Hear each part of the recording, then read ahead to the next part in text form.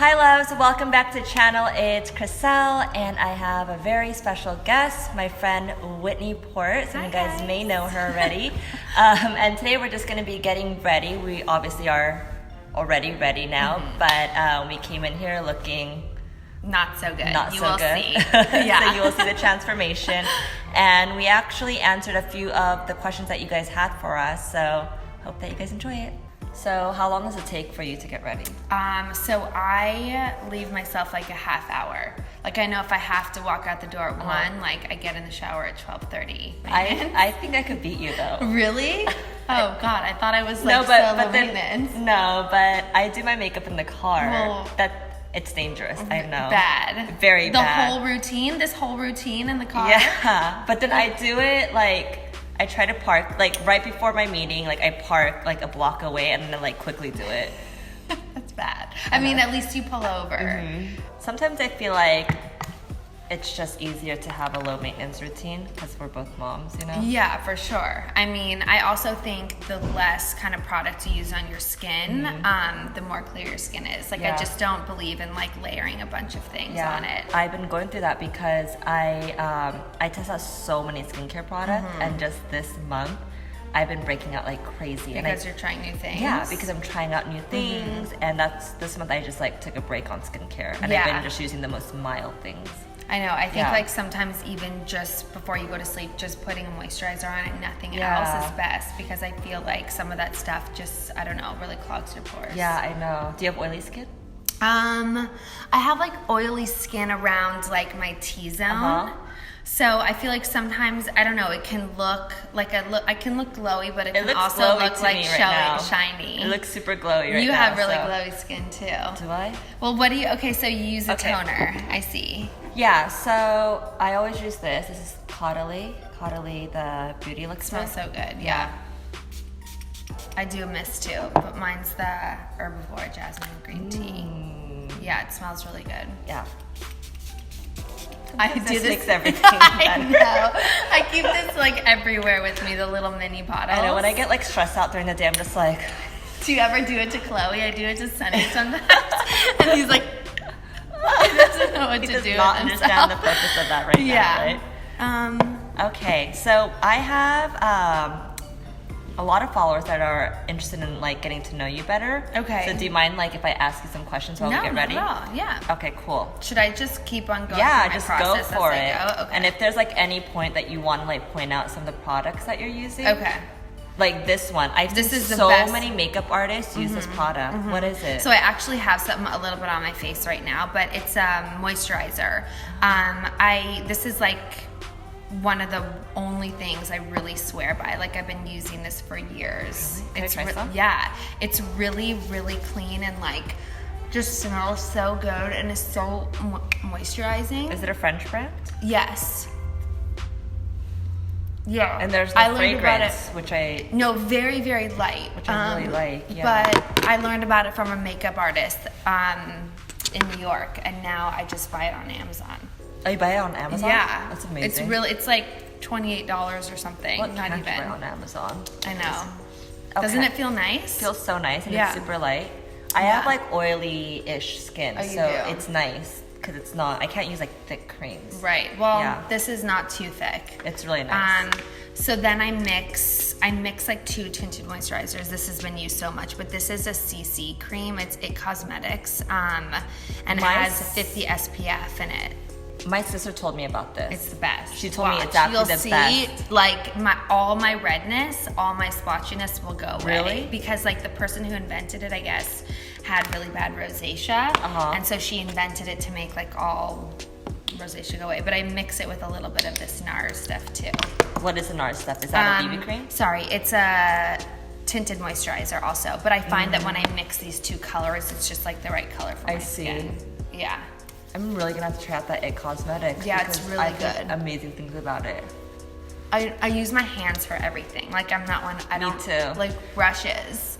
Yeah, I need to clean mine. I know mine's gross right now. It's like I use it as my foundation. I don't use any other foundation. And it's like a nice cover up. Yeah, but exactly. It's like super light. Super light. Like you can't even really tell that I have a layer on. That was fast. Yeah. You beat me See? to that one. Okay, my little trick is, I learned this from my makeup artist. She says that if you want like an instant refresh, just get a sponge and instead of like a cream, just use an oil because it kind of does its job of just refreshing your whole face. Okay. And then you can mix it in with your foundation or... Oh, that's smart. Yeah. And you use the beauty blender for that. Uh-huh. And it just adds like a nice highlighted glow.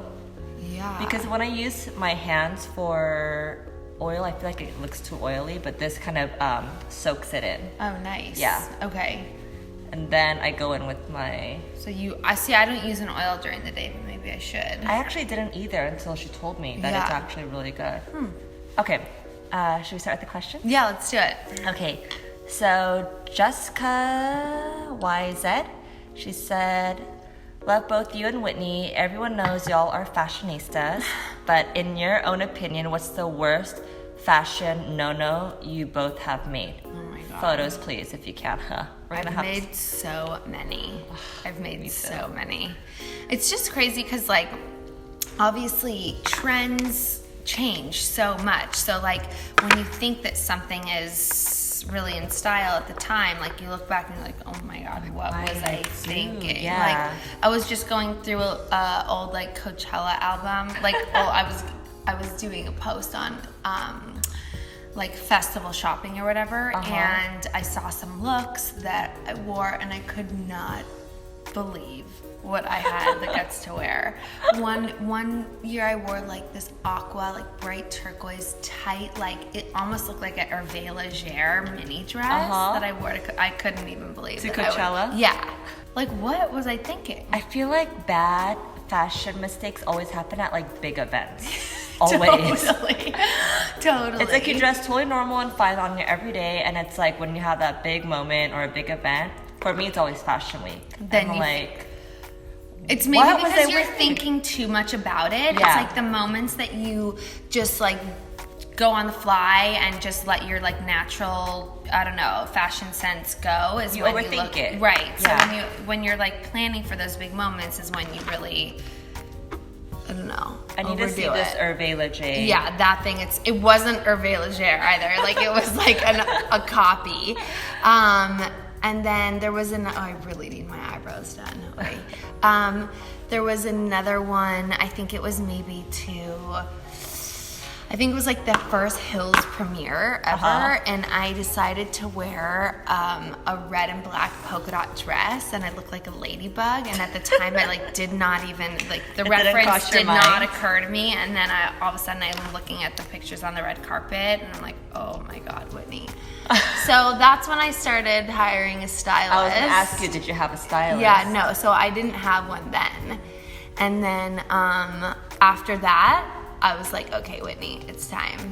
And now, like, I'll work with a stylist here and there when I have big events. But for, like, my day-to-day, I just do my own thing. Also, not that, like, we're old, but as we're getting older, I feel like, at least for me, I feel a lot more comfortable with myself, and I don't have to, like, overdo it as much. Yeah. But back then, I was just, like, trying to overcompensate for my confidence, and I was just trying all these... I just wanted to be over the top. Right. Yeah. You're like always wanting to make a statement. Yeah. And of course I was making a statement, but like in the worst way possible. Right. Oh my God, I want to see some of these looks too. I'll pull some up for you after. It's Were humbling. You always into fashion? Like when you were a teenager, and did you always kind of know that you would be in fashion? I was. In high school, I was the girl who worked at the mall and spent her whole paycheck at the mall. I think I had like 20 Juicy Couture tracksuits. Oh my God, that's an expensive habit. No, that's not normal. You had to be spending your entire paycheck. So I was not smart about my money in high school, but I was very serious about my fashion. Yeah. But I didn't think I was going to make it into a career, to be honest, because I didn't, there was no access to people back then, so I didn't think it was possible. I mean, we didn't have social media in high school, so like, how are we to know what the future could have been for us? Like, I thought maybe I would be in fashion PR because that was something that existed, or like I would work at a magazine or something kind of traditional like that. But next question. How do you keep an organized and orderly lifestyle when you're so busy and travel so much? I'll let you start with this one. Okay. Honestly, this is very, very hard for me to do. I wish that I was more organized. The one thing that keeps me like day to day knowing what I need to do is having a written out calendar. Like I'm very old school. I don't keep the calendar on my phone. I like have to write everything down in order for me to fully like, I don't know. Remember it. Yeah.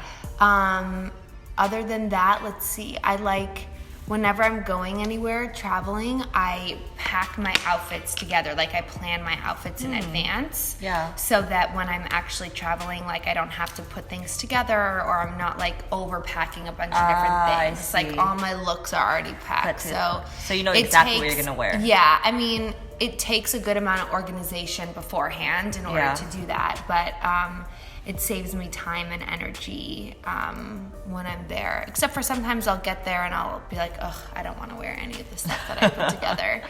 But yeah, those are like my two things. So you don't use like iCalendar or anything? Wow, nothing. really? I know, I'm really old school. I know. Wow. I know. I'm like also just that's technologically like don't ask You're me like to my do husband. anything on the phone or computer. I don't even know how I got this far on social media. I personally have my iCalendar, which I live by, but my husband doesn't. Like he doesn't understand how to use it. So we have a written calendar at home. Yeah. And not that I have to write all of my dates down, but anything that might affect his schedule, like if I'm gone traveling for a few days, and I'll write it down in our kind of group calendar. So I kind of do both. But for myself, I do the digital, and then for him, I just do the analog. That's kind of exhausting though to like have two. It is exhausting. Calendars that you have to keep track of Because sometimes you forget things and you're like, oh, I wrote it down. Yeah. And then also you need a calendar for Chloe too. Like I feel like I need a specific calendar just for Sunny to like, just so I know what his. Like when I have the nanny, when I don't, when I don't know, I know. Who would think that like kids would be so challenging with scheduling, right? It's like another full-time job for me. Like this weekend I'm going out of town and now my priority is thinking about like what Sunny's schedule is going to be while I'm gone and making sure that it's organized. How old is Sunny right now? Sunny's 8 months. Oh, so almost 1 year. Yep, almost 1 year. And how is Sunny like? How is his temperament like? Sunny he's pretty chill. I mean, he's getting to the point where like he definitely wants attention all the time. And I don't really want to cater to that habit. Like I really would love him to be the kind of baby that can play on his own and gain some independence. But he's pretty easy. He sleeps a lot. He was sleeping through the night at 5 months. Oh, wow. So, yeah. So, you're sleeping then? Yeah, I'm sleeping. Maybe that's a secret, huh? To like motherhood, is just sleeping. It's the one thing I think that people should really try to get down as fast as possible. That is actually one thing that I wish I did, because we started to sleep train Chloe just about 2 months ago. Yeah.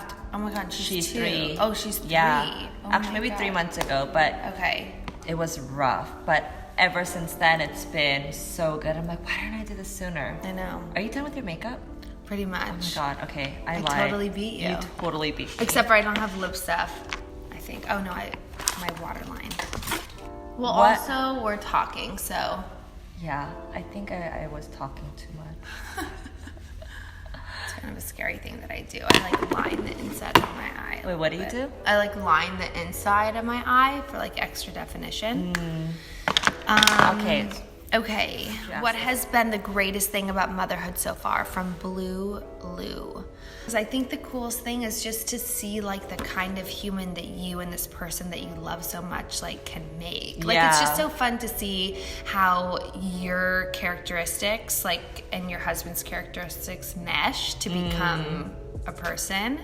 The greatest thing is just seeing them like experience life like so innocently and happily. Like it's just so cute to watch like them look at life like so happily when sometimes we can be sort of jaded, you know? Yeah. For me, it's really, I feel like I loosened up a lot after becoming a mom. Like I used to be so stiff and really just not as warm, I feel like.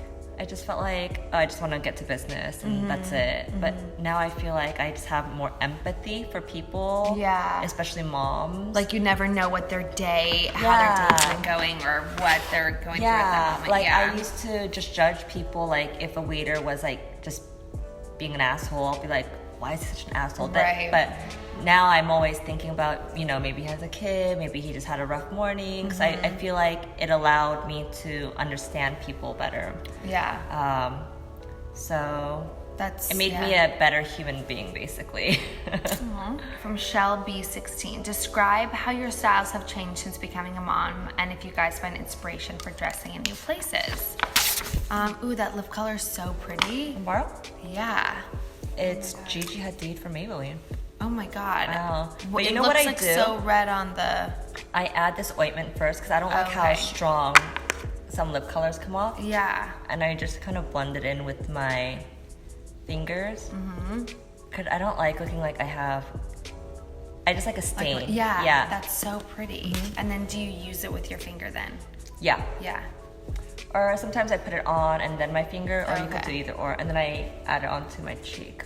I mean, I feel like because my body has changed a little bit, like my style has changed, I think for me, comfort is just like the most important thing now.